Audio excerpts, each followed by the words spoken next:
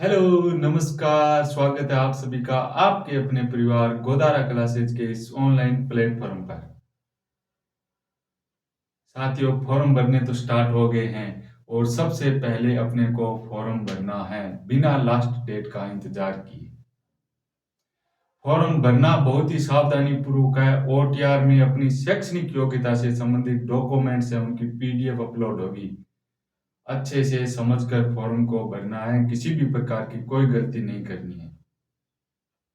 जहाँ कहीं भी लगे कोई डाउट हो, दिक्कत आ रही हो तो आप कमेंट बॉक्स में मैसेज कर सकते हो। मैं आपको पूरी जानकारी देने की कोशिश करूंगा।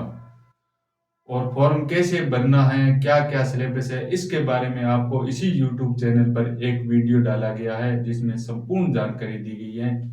आप उसे देख लेना। तो शुरुआत करते हैं आज की फसल से। और आज की अपनी फसल रहेगी आंवला। कौन सी रहेगी? आंवला।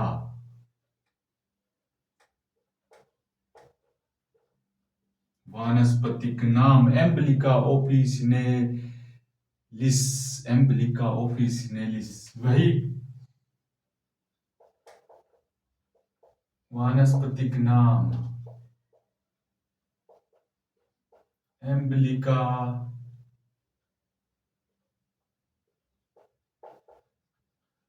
ऑफिस ऑफिस नेलिस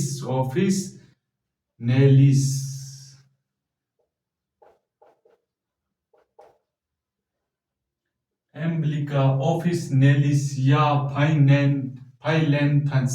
फाइलेंथस इसे भी कहते हैं फाइलेंथस। फाइलेंथस एम्बलिका। फाइलेंथस एम्बलिका। एम्बलिका दोनों में मात्रा का आप देखोगे कौन सी सही है तो ये एम्बलिका कहते हैं। वही अपने छह साधारण से नाम हर टॉपिक में पढ़ेंगे। कुल कौन सा है, गुणसूत्र संख्या क्या है, पुष्प क्रम, खाने योग्य भाग, उत्पत्ति। ये छह टॉप कॉमन सी चीजें हैं। ये हर टॉपिक में अपने पढ़ेंगे, हर फसल के बारे में पढ़ेंगे। तो इसके कुल की बात करें तो U4BAC कुल है। You U4BAC। गुणसूत्र संख्या 2n बराबर 28। गुणसूत्र संख्या बराबर 28। उत्पत्ति की बात करें तो अपना उत्पत्ति क्षेत्र है जो अपना भारत ही है। खाने योग्य भाग कौन सा है? पेरिकोर्प। पेरिकोर्प यानी कि बाह्य फल भित्ति, यही खाते हैं, फल भित्ति ही खाते हैं।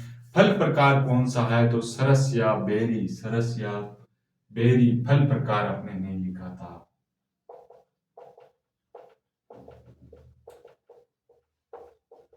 सरस या इसे ही कहते हैं बेरी। पुष्प क्रम की अपने बात करें तो रेसिमोस या रेसिम मोस। फूल के प्रकार की बात करें तो फूल होता है द्विलिंगी। फूल क्या होता है? द्विलिंगी होता है। तो फूल प्रकार द्विलिंगी मोनोसियस।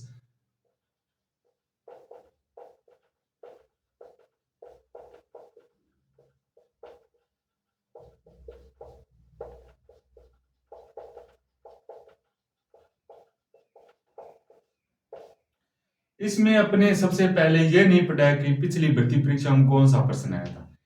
एक ही प्रश्न आया हुआ है। मैंने पेपर बहुत देखे थे, मुझे मिला नहीं। एक ही प्रश्न मिला था। वो प्रश्न था कि इसमें फूल आने का समय पूछा हुआ था, तो मार्च माह था उसका। और इसमें से कोई प्रश्न नहीं आया। एक आपको पिछली क्लास में पपीता में आपको पपीता नॉन क्लाइमेट्रिक बता दिया था, तो उसमें आप सुधार कर सकते हो। पपीता होता है वो क्लाइमेट्रिक क्लाइमेट्रिक फल होता है। कृत्रिम रूप से उसे पकाया जाता है। पपीता है वो क्लाइमेट्रिक फल होता है। उपनाम की अगर अपने इसके बात करें, अब उपनाम क्या है? 21वीं शताब्दी का फल।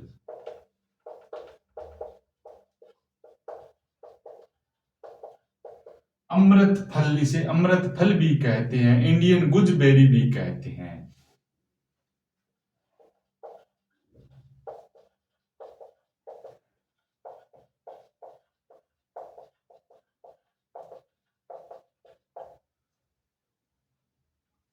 इंडियन गुजबेरी, मायरोबालन मलाका ट्री भी इसे कहते हैं।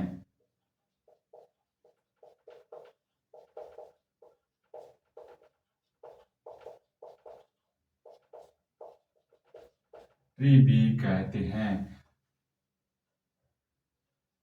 पपीता क्लाइमेट्रिक फल है। पिछली क्लास में से ये आप सुधार कर लेना, ठीक है।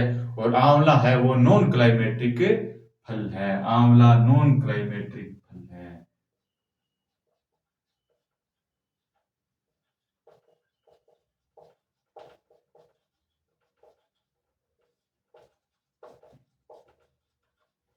जलवायु क्या चाहिए, मृदा क्या चाहिए, लवणता के प्रति ये सहनशील है, इसमें पीएच मान कितना चाहिए, इन सब के अपने बारे में देखते हैं। अब देखते हैं इसमें जलवायु, मृदा, पीएच मान, इन सब के बारे में अगर अपने जाने तो जलवायु शुष्क जलवायु, मृदा वही बलुई दोमट, और पीच मान है वो 7 से 9, क्योंकि लवण सहनशील फसल है। पीच मान 7 से 9, लवण सहनशील फसल है। और क्या चाहिए, विटामिन सी कितना होता है, 600 मिलीग्राम प्रति 100 ग्राम में। विटामिन सी 600 मिलीग्राम प्रति 100 ग्राम फल में विटामिन सी होता है। इसका मुरब्बा और कैंडी बनाने में उपयोग किया जाता है। उपयोग,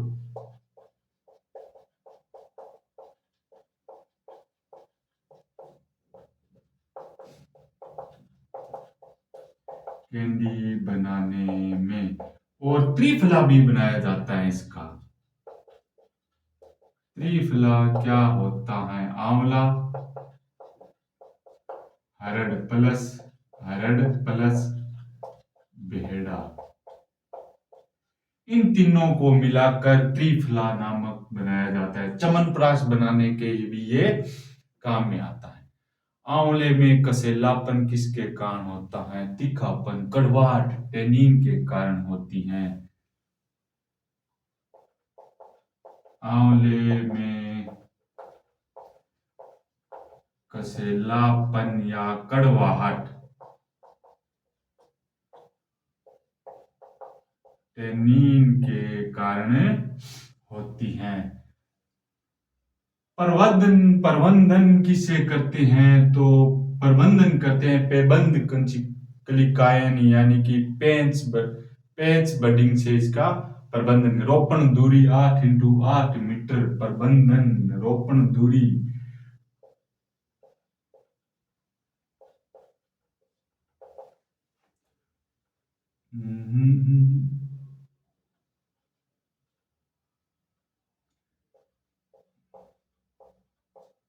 प्रबंध कलिकायन यानी कि पेंच बडिंग, रोपण दूरी। रोपण दूरी की बात करें तो 8x8 मीटर होता है इसमें रोपण दूरी। ये थी आंवले की कुछ कुछ जो बातें थी, वो थी आंवला कौन सी मृदा में पाया जाता है। आंवले का पौधा 2 माह में तैयार हो जाता है, इसलिए मई जून अवस्था में सुप्त अवस्था में चला जाता है। इसके बारे में भी अपने पढ़ेंगे। ये थी अपने आंवले के बारे में कुछ सामान्य जानकारी। और अब आंवले में क्रिया होती है वो 5 महीने के लिए ना सुषुप्तावस्था में चला जाता है, यानी कि उसके फल है जो वृद्धि नहीं करते, उसको क्या कहते हैं? आंवले के फल जो वृद्धि नहीं करते उसको कहते हैं जाइगोडोमेरेंसी, मेरेंसी, जाइगोडोसी,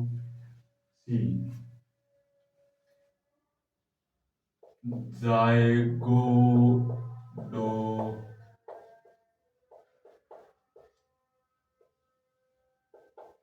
निषेचन की क्रिया के बाद क्या होता है?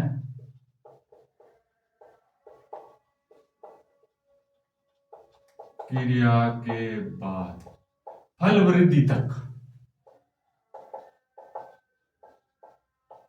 वृद्धि तक 5 महीने के लिए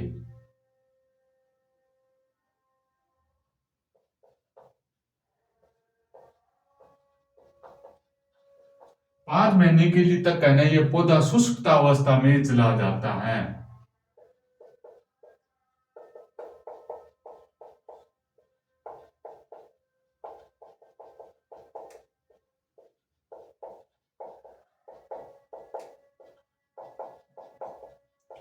ठीक है, शुष्कता अवस्था में चला जाता है, यानी कि इसकी वृद्धि नहीं होती। अब कैसे होता है? फूल आना, देखो ये होता क्या है, सबसे पहले आएंगे फूल आना। ठीक है, कब आते हैं? फरवरी, मार्च। ठीक है, पर्सन यहीं से आया था एग्रीकल्चर सुपरवाइजर में, एग्रीकल्चर सुपरवाइजर 2012 में आया हुआ था। उसमें फरवरी नहीं दिया हुआ था, उसमें जनवरी, मार्च, जून ऐसे करके 4 ऑप्शन दिए, तो मार्च था। फूल आ गए, फूल के बाद में ये करेगा निषेचन। निषेचन करता है मार्च का प्रथम सप्ताह, यानी मार्च के शुरू में ही ये निषेचन की क्रिया जो कर लेता है। फिर ये मनाता है फूल युग्मन। फूल युग्मन होते हैं, फ्रूट युग्मन होते हैं इसमें, क्योंकि फ्रूट बनने स्टार्ट हो गए। ये कब होते हैं? ये होते हैं मार्च में, मार्च में होते हैं। उसके बाद फ्रूटों की ग्रोथ होती है, ग्रोथ। ये कब होगा? ये होगा जून जुलाई या जुलाई अगस्त में होगा, और फिर फ्रूटों का उत्पादन होगा, फ्रूट उत्पादन होगा। इसी तरह फ्रूट फ्रूट बनेगा। अब यहाँ निषेचन युग्मन से लेकर जुलाई माह तक, मार्च, अप्रैल, मई, जून, जुलाई, 5 महीने के लिए ये जो शुष्कता अवस्था आती है ना, ये जो शुष्कता अवस्था आती है, इसे ही तो जाएगो डोमेरेंसी कहते हैं। इसे ही तो जाइगोडोमेरेंसी कहते हैं। ये था अपना जाइगोडोमेरेंसी। अब अपने इसकी कुछ किस्में हैं, उनके बारे में बात करते हैं। पहले अगेती, मध्यम और पछेती, 3 भागों में इसको बांटा गया है। अगेती किस्म कौन कौन सी है? अगेती बनारसी है, और कौन सी है?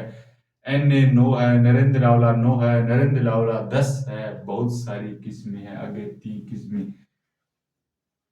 अगेती किस्में है ना, मध्य नवंबर, मध्य अक्टूबर से इसको मध्य नवंबर तक इसको है जो उगाया जा सकता है। बनारसी किस्म की अपने बात करें, बनारसी एन ए 9, यानी कि नरेंद्र आंवला 9, एन ए 10। और भी इसकी किस्में हैं क्या? मुरब्बा बनाने के लिए उपयुक्त रेशा रहित किस्म बनारसी,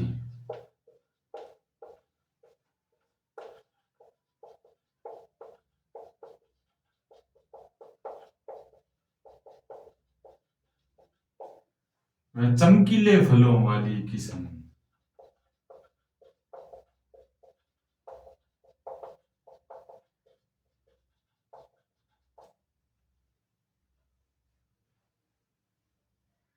एन ए 10, नरेंद्र आंवला 10 को आगरा बोल्ट भी कहते हैं, बसंत सागर भी कहते हैं, बसंत सागर भी कहते हैं। और क्या रह गया? एक गोमा ऐश्वर्या नाम से भी किस्म आती है जो सीआईए द्वारा विकसित है। गोमा ऐश्वर्या।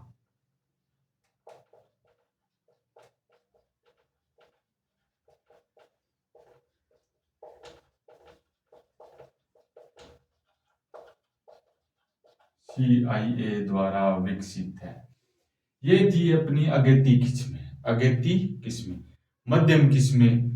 अगेती किस्में मध्य अक्टूबर से मध्य नवंबर तक होती है, तो मध्यम किस्में हैं वो होगी मध्य नवंबर से मध्य दिसंबर तक। मध्य दिसंबर तक। जाइगोडोमेरेंसी क्या होता है? निषेचन की क्रिया के बाद फल वृद्धि तक 5 महीने के लिए जो पौधा है वो शुष्क अवस्था में चला जाता है, यानी मार्च से जून जुलाई तक चला जाता है, उसे निषेचन की क्रिया वो कहते हैं, जाइगोडोमेरेंसी कहते हैं। बनारसी नरेंद्र आंवला 9, नरेंद्र आंवला 10, गोमा ऐश्वर्या अगेती किस्म है। हाथीजूल फ्रांसीसी, हाथीजूल फ्रांसीसी मध्यम किस्म, मध्यम किस्में।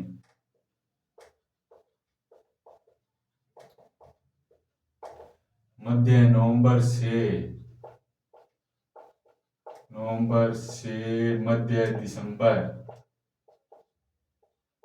हाथीजूल फ्रांसीसी किस्म है ना, ये नेक्रोसिस रोग की समस्या इसमें पाई जाती है।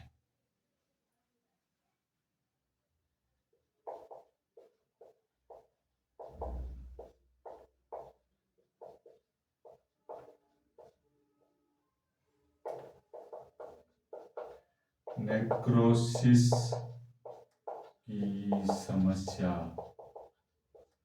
फल उत्तकषय यानी कि नेक्रोसिस की समस्या इसमें पाई जाती है। अब इसकी प्रमुख किस्में और कौन कौन सी हैं वो देखें।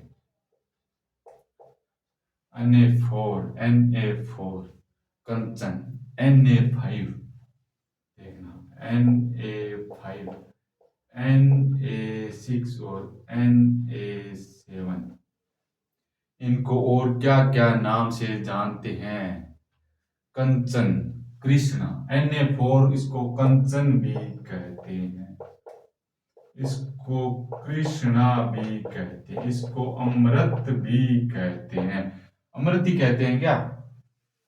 अमृत भी कहते हैं। और Na7 को कहते हैं नीलम, Na7 को कहते हैं नीलम भी कहते हैं। कंचन Na4, कृष्णा Na5, Na7 नीलम, अमृत Na6 कहते हैं। Na4 कंचन चकेया किस्म से विकसित, चकेया, चकेया पछेती किस्म है। चकेया है ना, जो चकेया से विकसित हैं। Na5 कृष्णा, कृष्णा तो मुरबा ही बना सकती हैं, मुरबा के लिए उपयुक्त।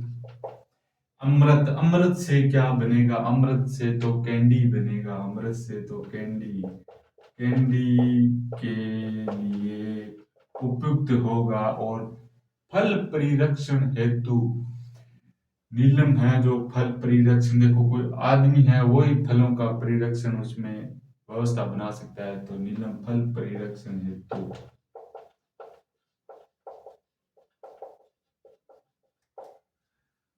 अब आ गई अपनी पछेती किस्में, पछेती किस्में। बात करें तो मध्य दिसंबर से मध्य जनवरी तक चकेया, चकेया भवानी सागर लक्ष्य 52 चकेया किस्म। देखो, नेक्रोसिस की समस्या पाई जाती हाथीजूल फ्रांसीसी में, लेकिन चकेया नेक्रोसिस की प्रतिरोधी किस्म है, नेक्रोसिस प्रतिरोध किस्म।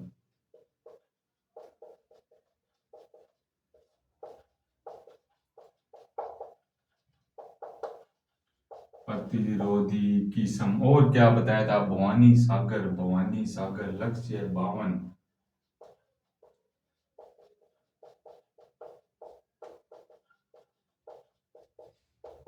लक्ष्य है 52।